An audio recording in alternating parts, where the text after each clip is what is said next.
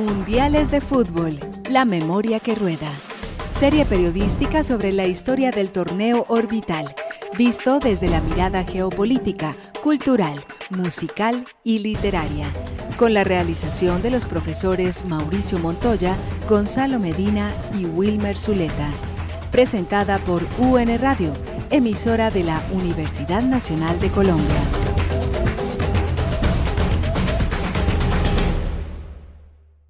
Vem, Magalenha, Rojão, traz a lenha pro fogão, vem fazer a maçã.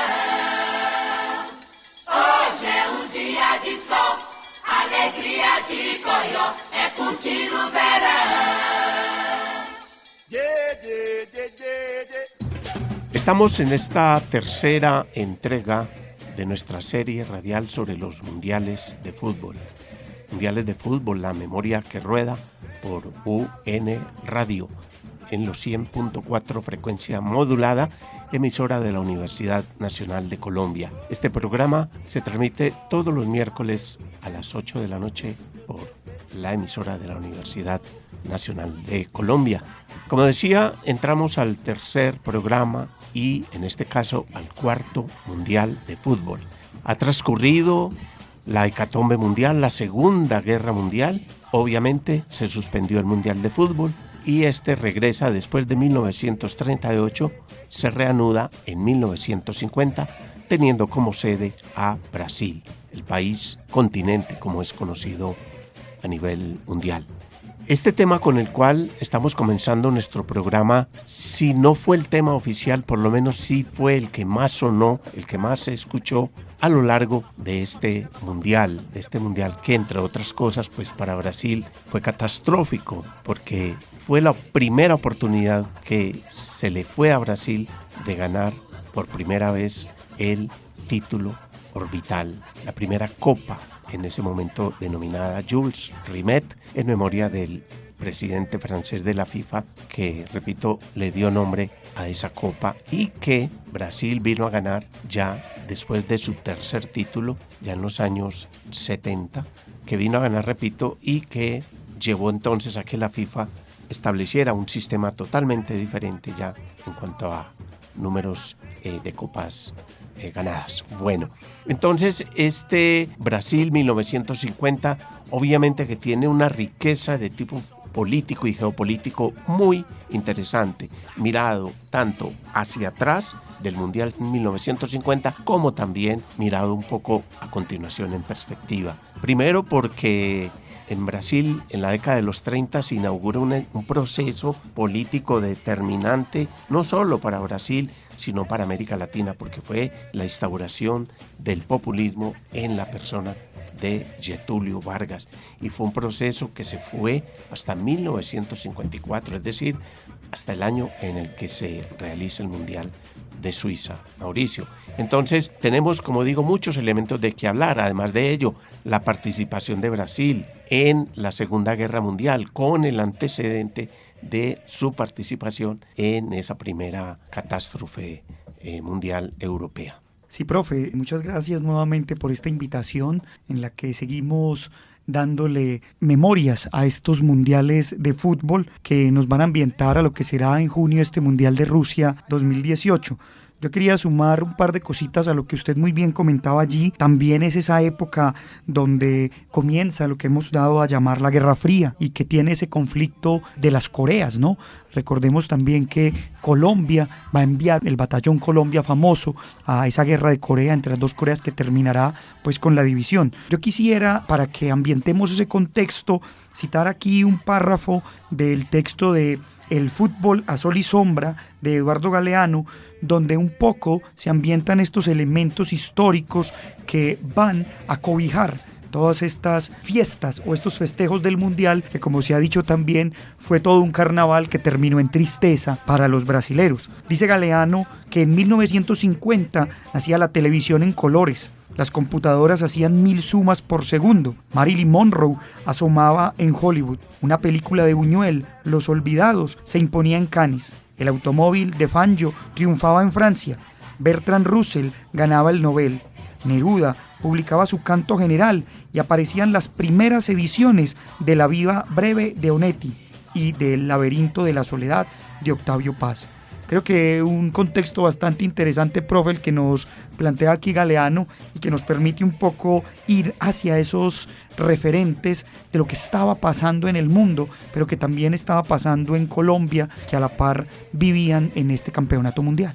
Es que, como lo decíamos al comienzo, Mauricio, esta coyuntura de 1950 es de una riqueza impresionante, no solo en lo futbolístico, obviamente, sino sobre todo en lo político, si lo miramos desde el caso colombiano, si lo miramos desde el contexto brasileño, si lo miramos a nivel de Sudamérica y mucho más si lo miramos ya en función de lo que es la geopolítica del mundo a partir de la Segunda Guerra Mundial, es decir, cuando se impone un nuevo orden y cuando aparecen ya dos protagonistas, dos gigantes, digámoslo así en términos económicos, políticos y militares, como Estados Unidos de un lado y del otro la Unión de Repúblicas Socialistas Soviéticas. O sea que son muchos los elementos para referir, aunque el tiempo siempre está en contra nuestra, pero que por lo menos queremos consignar en esta nueva entrega de nuestra serie. Curiosamente, profe, en esa discusión geopolítica debemos decir también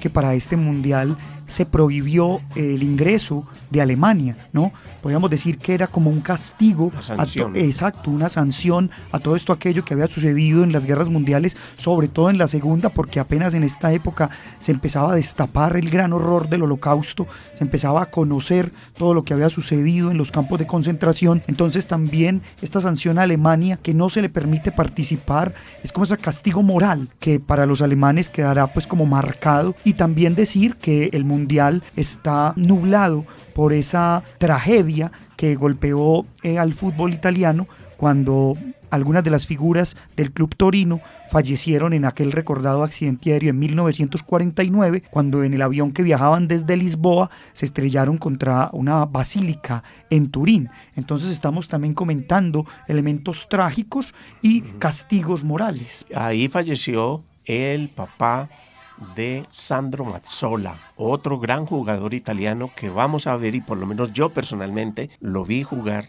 a través ya de la televisión, todavía en blanco y negro, en 1970, primer mundial que llegó a Colombia en directo, cuando precisamente Italia disputa la final con Brasil. Profe, también vamos un poco a este contexto colombiano. Creo que por allá en el primer programa teníamos la oportunidad de decir que en Colombia, aunque se hablaba de un fútbol más amateur, tendríamos que esperar hasta 1948 para que el fútbol profesional colombiano pues se tomara en realidad como una liga, porque antes de eso simplemente era un juego particular que se jugaba en distintos territorios del país, pero no había sido regularizado o profesionalizado. 2 años antes de este mundial comienza esa liga colombiana y enmarcada también en la tragedia que fue el magnicidio el 9 de abril de 1948 del tribuno del pueblo, también llamado el caudillo popular Jorge Eliezer Gaitán, que para muchos fue ese momento donde nacen estos deportes, una forma como de calmar los ánimos de las personas para que canalizaran esa fuerza o esa violencia en algo deportivo y no en la violencia que ya también azotaba al país. Claro, y suceden hechos, por lo menos tomémoslo con beneficio de inventario, suceden hechos, llamémoslos curiosos, y es como los dos equipos representativos del fútbol bogotano, del fútbol profesional, hablamos de Millonarios y de Santa Fe, precisamente lucen los colores distintivos de los dos partidos tradicionales. El partido conservador, color azul, y el partido liberal, en el caso de Santa Fe, con el color rojo. Entonces, ahora lo otro también, Mauricio, para señalar como contexto colombiano, en el momento en que se está jugando el Mundial de Brasil, es también el hecho de que se desata la violencia partidista precisamente, es decir, Colombia es presa de una guerra fratricida en la cual se mata en nombre de Dios, desgraciadamente hay que decirlo así, pero la Iglesia tuvo un papel determinante porque incitó precisamente a la persecución a los liberales, y al mismo tiempo también fue la represalia y fue la creación de la por entonces conocida como la chusma, se formaron las guerrillas liberales, en fin, Colombia pues era, como tradicionalmente ha sido por desgracia, a lo largo de su historia, era un hervidero bélico. Curiosamente, profe, a pesar de todo ese contexto, pues el Mundial llega a un territorio como Brasil, que ha sido siempre reconocido y hasta hoy lo recordamos. Su último Mundial así lo mostró. Para los brasileros el fútbol es una gran fiesta y me imagino que en ese momento no fue la excepción. Uno cuando ve documentales o al menos imágenes de lo que fue aquel Mundial de Brasil de 1950, uno ve a la gente muy animada, camino a los estadios, todos los alrededores de los estadios había una gran festividad por lo que siempre ha significado el fútbol para ellos. De alguna manera, profe, usted ahorita me hablaba de esas anécdotas y de algunas cosas que usted pudo escuchar de personas que tuvieron la oportunidad de presenciar en vida lo que fue ese campeonato. ¿Qué nos puede contar sobre esa experiencia, profe? Bueno, yo tuve la oportunidad de visitar Brasil por primera vez en 1985 y obvio, había que ir a Río y muy en especial había que ir precisamente a ese templo del fútbol mundial como es el Maracaná. No solamente porque allí se disputó la final del Mundial del 50, sino también por la majestuosidad, por la imponencia de ese escenario. Fue un estadio construido para albergar 250.000 personas, es decir, una obra fantástica, por así decirlo. Y tuve la oportunidad, cuando visitamos el estadio Maracaná precisamente, de escuchar un testimonio que lamentablemente, tengo que decirlo, es de las grandes decepciones y tristezas que he vivido, porque lo reconozco, no imaginé que iba a encontrarme y que iba a escuchar el testimonio de un empleado del Estadio Maracaná, entre otras cosas el empleado más antiguo del Maracaná, el señor Isaías Ambrosio.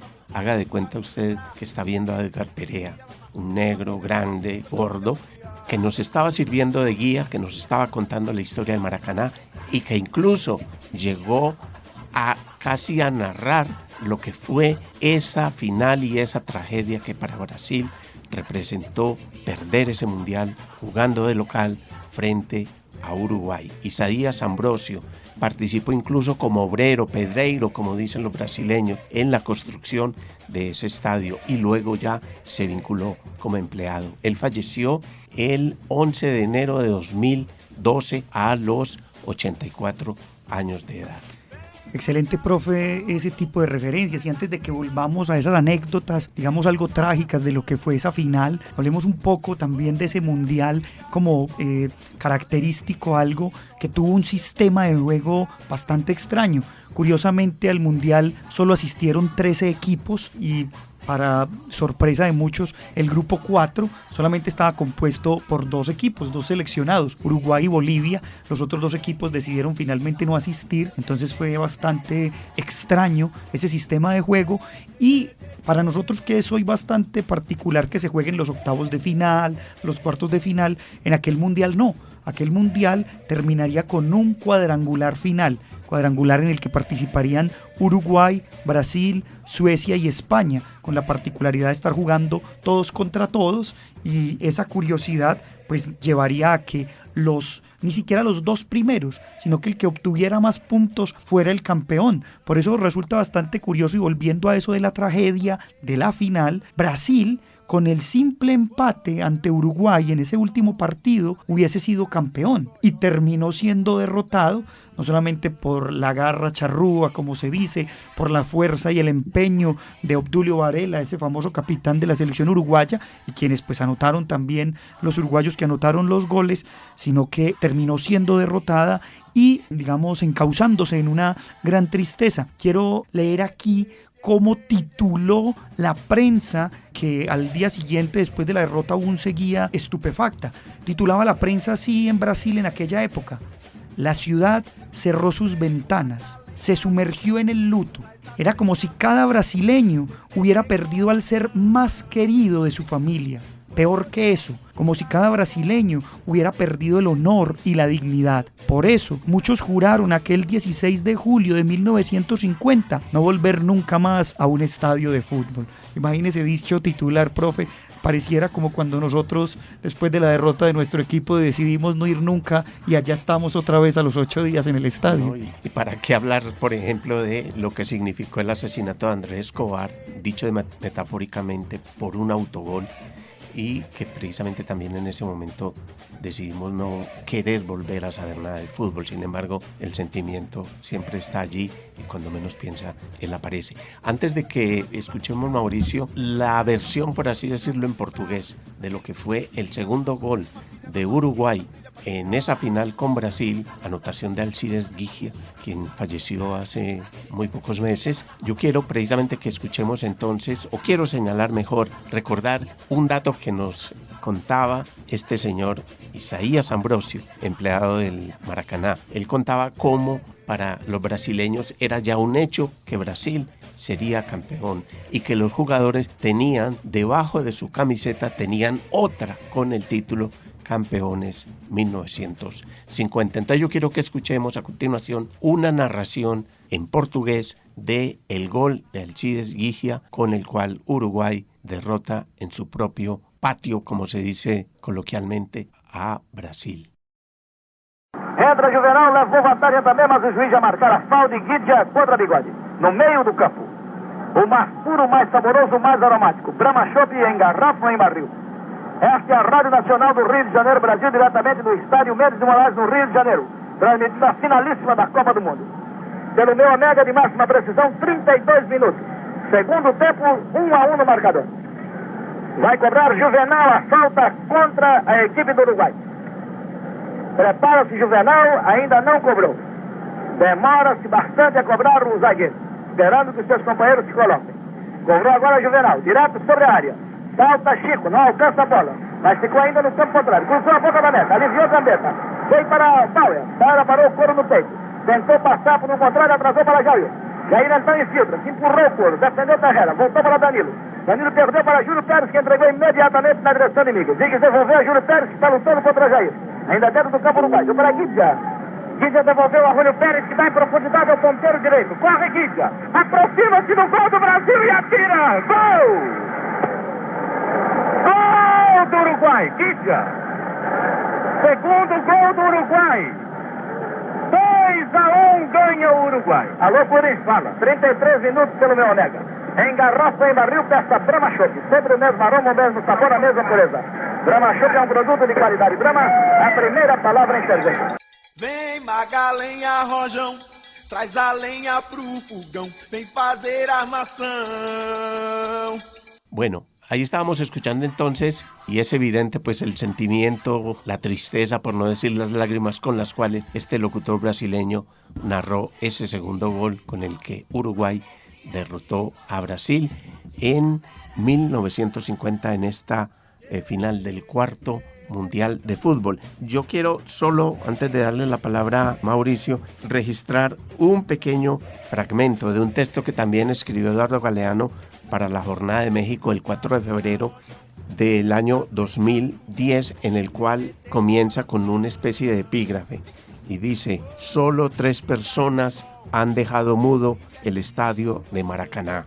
El Papa, habla obviamente de Juan Pablo II, Frank Sinatra y yo. Y ese yo es Alcides Gigia, que según Eduardo Galeano sacaba pecho, y lo reafirma Galeano, y no mentía en esa afirmación que él hizo. Bastante curioso, profe, porque usted lo decía ahora, ese exceso de confianza que tenían los brasileros también los había incluso llevado a acuñar una serie de monedas que iban a salir diciendo que Brasil era el campeón de ese mundial, y mucha prensa ya había sido editada el día antes de la final con un titular: Brasil campeón del mundo o Brasil ha vencido. Entonces ya se imaginará usted pues el gasto tan grande que se generó frente a eso. Y quiero yo sumar aquí una anécdota que llama bastante la atención, porque años después, sobre todo se dice que en los años 80, aquel portero brasilero Barbosa, que fue pues quien recibió aquellas 2 anotaciones en un supermercado en Brasil, fue víctima de unas palabras que una madre le dijo a su hijo señalándole a él, cuando lo miró y le dijo: mira, hijo, ese fue uno de los hombres que alguna vez hizo llorar a todo el Brasil. Una famosa anécdota muy desgarradora que de alguna manera pues mostraba cómo hasta pasados 30 años seguía ese dolor tan fuerte. Incluso, profe, yo creería que en el 2014, esa famosa goleada de los alemanes a los brasileros en la semifinal del 7-1 en el estadio del Mineirao, que se llamó el Mineirazo, fue un recuerdo cruel, doloroso para los brasileros, porque otra vez volvía la derrota a su casa, ahora a manos de los alemanes y en el 50 a manos de los uruguayos. Exactamente, pero señalemos también otros elementos que son parte de ese contexto geopolítico muy rico en hechos y muy rico en acontecimientos y en situaciones y en declaración. Porque como decíamos al comienzo del programa, en 1930 llega al poder Getúlio Vargas. Un hombre que, digamos, lo que dejó una imagen polémica, porque así como hay quienes lo odian, porque entre otras cosas tenía sus simpatías, sus devaneos con el fascismo, al mismo tiempo también tenía e inspiraba un sentimiento de amor, de cariño por muchos brasileños. Incluso un compositor, un músico, un escritor de las calidades de Chico Buarque le dedicó precisamente una canción, un samba, titulado precisamente Yeye, algo así como una especie de hipocorístico de Getúlio. Entonces, ese samba de Chico Buarque, dedicado a Getúlio Vargas, precisamente interpretado por Simone, es el reflejo, como digo, de ese sentimiento ambivalente, contradictorio, que un personaje como Getúlio Vargas, digamos que dejó en Brasil, porque su vigencia, digamos que se prolongó desde los años 30 hasta agosto de 1954, cuando él decide suicidarse. Bastante curioso, profe, ya ahora que usted vincula el asunto musical, yo también quiero hacer aquí referencia al asunto fílmico, ¿no? Cómo el cine, años después, también va a recrear esto, porque esta es la riqueza del fútbol. No es el solo hecho de ir a ver jugar durante 90 minutos a 22 hombres, que como algunos dicen corren tras una bola, sino que también todo lo que esto genera. Hay un cortometraje brasilero que trata o que recrea la historia de un hombre en términos de ficción que quiere viajar en el tiempo para avisarle al portero brasileño Barbosa cómo fue el gol de Guigua, como usted lo decía ahorita, para que él lo evite y así le evite el dolor a Brasil. Entonces es bastante curioso ese cortometraje de ficción que fue incluso protagonizado por el reconocido actor brasilero Antônio Fagundes. Aquí vamos a escuchar un fragmento de ese cortometraje, casi la parte final, donde el actor principal cuenta con tristeza y dolor que no alcanza a llegar a contarle al portero Barbosa que no se deje hacer ese gol, y entonces viene todo el dolor de Brasil por la derrota. Escuchemos este fragmento.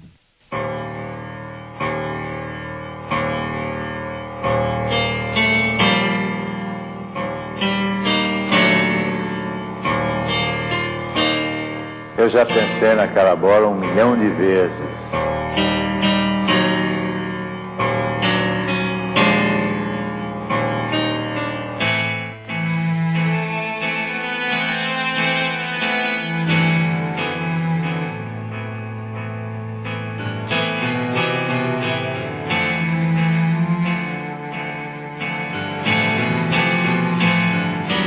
Eu estava lá.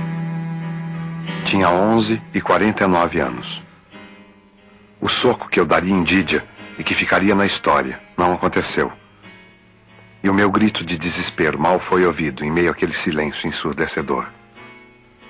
O que ficou para a história e para mim foi o silêncio e a culpa. Vem Magalenha Rojão, traz a lenha pro fogão, vem fazer armação. Hoje é dia de sol, alegría de Coyó, é curtir o verão. Decíamos entonces que ese fragmento de ese cortometraje mostraba ese dolor brasilero. Invitamos a los oyentes a que busquen ese cortometraje y puedan observarlo. Profe, ¿qué podemos ir diciendo para cerrar hoy nuestro programa con toda esta riqueza del Mundial de Brasil de 1950? Bueno, pues lo primero es que Uruguay para ese momento se reafirma cada vez más como un protagonista del fútbol mundial. Lo decíamos en el primer programa de cómo la República Oriental del Uruguay fue, digámoslo así, designada como sede del primer mundial en reconocimiento a esos triunfos futbolísticos que el país obtuvo en los Juegos Olímpicos de 1924 y 1928, y lo ratifica precisamente con ese primer mundial de 1930. Y ahora, ante esa potencia del fútbol mundial y en su propio escenario, en su propio estadio, ese gigantesco escenario llamado Maracaná, vuelve y se impone Uruguay.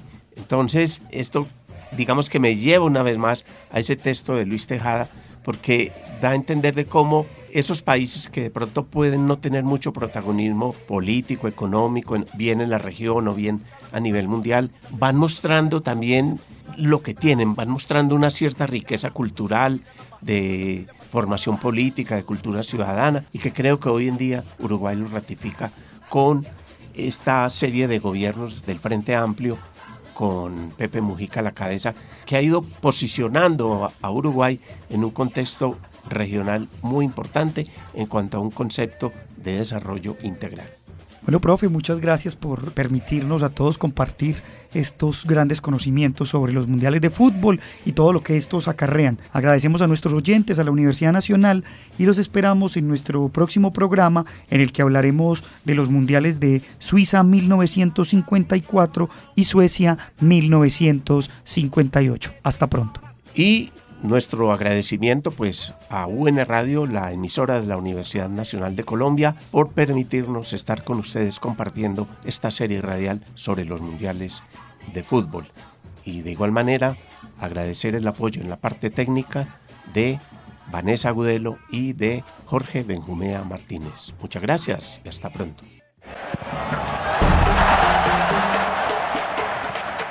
Mundiales de fútbol, la memoria que rueda. Serie periodística sobre la historia del torneo orbital, visto desde la mirada geopolítica, cultural, musical y literaria, con la realización de los profesores Mauricio Montoya, Gonzalo Medina y Wilmer Zuleta. Presentada por UN Radio, emisora de la Universidad Nacional de Colombia.